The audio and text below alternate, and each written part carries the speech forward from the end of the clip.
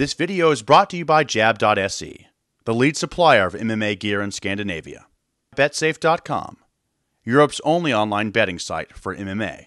Sisu Mouthguard. Stronger, thinner. This is the game changer. This is Marcus Corva with MMA Net and StudioMMA, and we're here in Las Vegas with Dan Hardy. Dan, you got a fight coming up April 20th with Matt Brown. That's an exciting fight for the fans. Are you excited about it yourself? It's the kind of fight I want, yeah. He's the kind of guy that you don't have to look for him in the octagon. You know where he's going to be. You know, you throw a punch and it's likely going to hit him because he's always chasing after you. So it's an exciting one. He's a tough grinder and he's well-rounded. You know, he showed a good ground game against Swick and obviously knockout power as well. So it'll be interesting to see what he comes with on the night and how I deal with it. Now, when you know you're fighting someone like that, it's very, very tough, like you said, resilient, can take a punch, keeps coming. Mentally preparing for that, is it the same or is it in a different way in the gym? You know, I always prepare for my fights the same, and I always hope that the guy I'm getting in there against is as tenacious as Matt Brown, because they're the fights that are easy. They're over very quickly, and you know, even if it goes the full 15 minutes, you don't notice the time. It's the ones that are, you know, like my first fight against Gono, I had to chase him around for 15 minutes, and it gets very frustrating. And Matt Brown's not a frustrating fighter. He's there to fight, and that's why I like him. When you find out that that's going to be your opponent, do you think in your head, yes, here's a chance for a fight of the night, an extra bonus?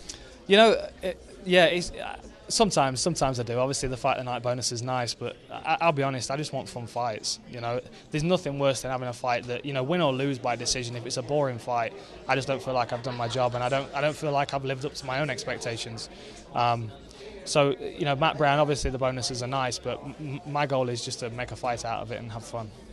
Now, styles make fights, and in your case, you bring it, and lately they've been doing a good job putting guys in front of you that will bring it as well. Do you think what's more important, making fights that are good for the fans to watch, or whoever wins the most fights?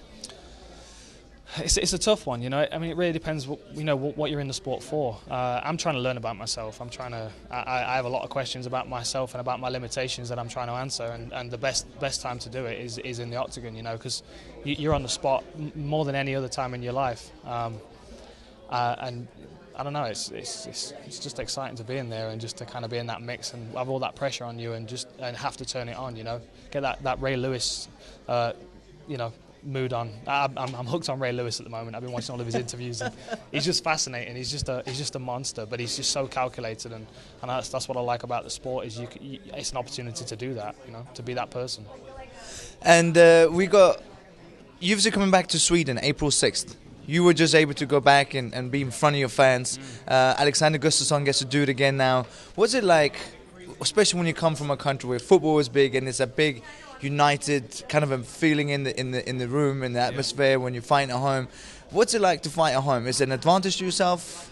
I don't know. I don't think it is, personally. It's always nice to get the win at home because it feels so much better, but the actual challenge of getting the fight won and overcoming the emotions as well is very, very difficult. Like that first round for me was tough. You know, I actually said to my corner after the first round, when I went back, I sat down and I said, I'm sorry, I had to just get that round out of the way, because I didn't want to repeat the Carlos Condit fight where I went in there all emotion and ego and get knocked out, you know. And Amir's a tough guy, you know. Yeah. You can't take him lightly. So that first round, I just kind of had to hold myself back a little bit and calm down and let my adrenaline, my heart rate slow down and be a bit more calculated. Would that be the advice that you would give to Alexander Gustafsson as well? Without a doubt, yeah, without a doubt. Don't get in there and try and rush it and you know, have a big first round knockout win, because, you know, if it's going to come, it'll come anyway. You don't need to force it, and if you force it, you're going to end up on the losing end of it.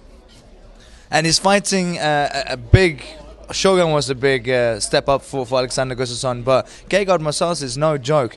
Who do you have as a winner in that fight? It's such a tough fight. It really depends on how both fighters handle it.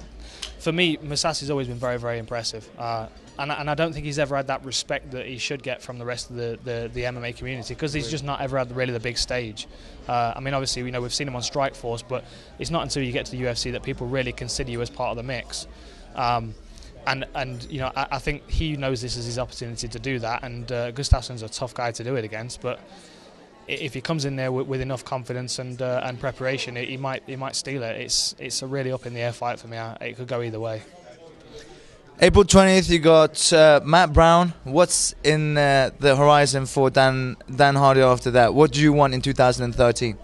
3 wins is my goal. 3 wins. Matt Brown being the first one, and then either 2 more wins or another win in an Ultimate Fighter, or an Ultimate Fighter and another win, or something like that.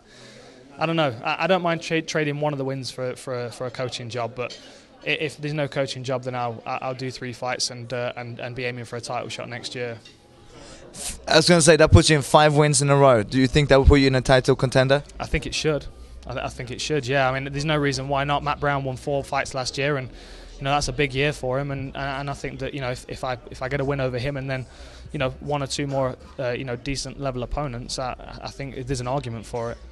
Must say it would be a pleasure to watch you as a coach as well on the Ultimate Fighter, especially if it would be a British team, right, that you would lead. But first of all, we look forward to seeing you in San Jose, April 20th. You will fight Matt Brown. Thank you, Dan Hardy. Looking forward to seeing that fight. Yeah, good talking to you, mate. Thanks, mate. See you again. Oh my God. Programmet presenteras av betsafe.com.